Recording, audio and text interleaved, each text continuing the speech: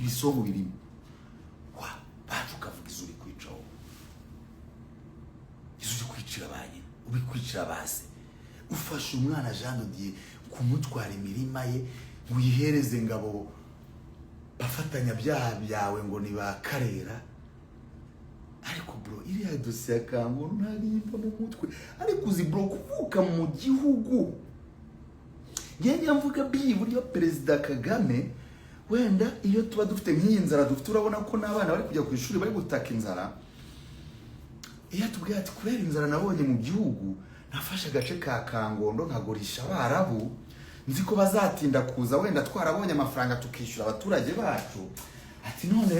banguyeho mwa abaturage mwe mwimuke ngiye kubashingira amashitingi mwe murimo nibigenda neza tuzagenda tufatanya nk'igihugu nyine tubane nk'igihugu ibyo umukeka ko tutari kubyumva abajya bashaka kunyumisha ngo nyine ngo atuza gukumva pike wacu ameze gutyo ibyo nabikora nanjye ari ngewe pike aje akambwira icyo kintu nacyumva nkavuga okay so warabikoze kugira tubone byibura n'imbunda ziturinda umutekano cyangwa twishyure mishi cyangwa tubone za mituwele imbaho baginga babaraho baje reka tube tugiye mu gashitingi tufatanye n'abandi banyarwanda turi ukuntu twabaho no ntago uko bimeze ibaze ko ari ahantu ngo hari mu okwe bitwa ngo bakarera ngo Denis Karera uvuge ngo leta ubwayo n'interahamwe zayo bo baze ku muturage mugenzi wabo atari umunyamahanga ukoze ibyo bintu azane katerepirari kukiyo abatari na leta ya Kagame nizo nterahamwe ze zindi bafatanye zo ngurube zindi bagenda ari n'umunyamahanga ikigo cy'amahanga wenda cyo cyane no kwishyura make bakajya no muri negotiation twaye no kubabona ariko leta niyo nabwiye ngo nta nzego tugira icyo gipolisi nicyo kutwica polisi yacu abo banamuhoranya nibo batudeployinga abapolisi baza kudukura mu byaro ndetse ni gutegeye nahura na officier nta muhoranya chief wa polisi nkamwuba ni gute ushaka ko nza kuri kamera ngo mvuge ngo namuhoranya ngize smart ngize good guy no he's a stupid guy urayobora polisi y'igihugu polisi n'urwego ruvugira abaturage instead urica abaturage urabagabaho ibitero bya za katerepirari ukoresheje abasirikare abapolisi babo and the military is on iri hejuru na za helicopter vuga tukundase so nanzego tugira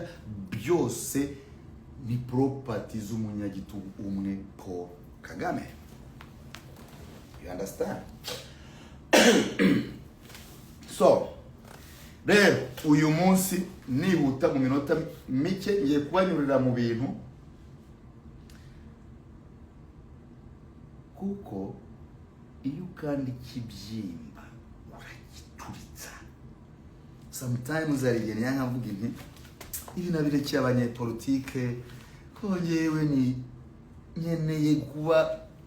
abantu bafite amahoro bafite uburenganzira ku mitungo yabo bafite freedom of speech abanyapolitike nabo bakeneye gushyira indi mirongo ne cyari ibyo ndeba nkavuga niwe ndimbere ariko reka ikibyimba nyimene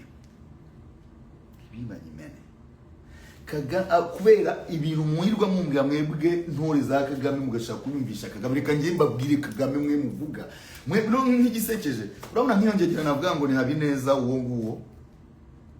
cyangwa aka gakobwa kari kunuka muri bose nta n'umunsi Kagame nta uragenda na Kagame nta ni wagize icyo akora ku gihugu cy'u Rwanda muri abo bose tugiye kubaho babwira bahunga yazagera muri Amerika kuko ngo nawe ngabonye ijambo wagiye kubaho ubwo nawe akandamiza abanyarwanda uko ibyo ari kwibaza nka Habineza ari mu nkambi z'impunzi iyo za Katogota cyaza hehe uwari kwimubaza hagaze hano muri immigration banye mu nzu Rwanda munze Kagame agiye kunyica ntabwo yari kuvuga ibyo avuga uyu muntu so uri libera warangiza ugashaka kugira abandi mfungwa niyo mpamvu muri ntera hamwe akagame niyo mpamvu namwe muri ntera hamwe nabyumva neza mpamvu namwe muri ntera hamwe murabicaye abagambanyi injiji again muri ninjiji ubuhunzi status ya n'ubuhunzi muri Amerika that's your status urizuza kuvuga ubugurya ruvuga iki ahubwo none mujye munamenya mwe mushaka kwita badrama ikintu nta status y'ubuhunzi ngira nta niyo nzaje niyo mpamvu n'uwambaje ngo igihugu n'umunyarwanda ko sindi mu mfite passport yanjye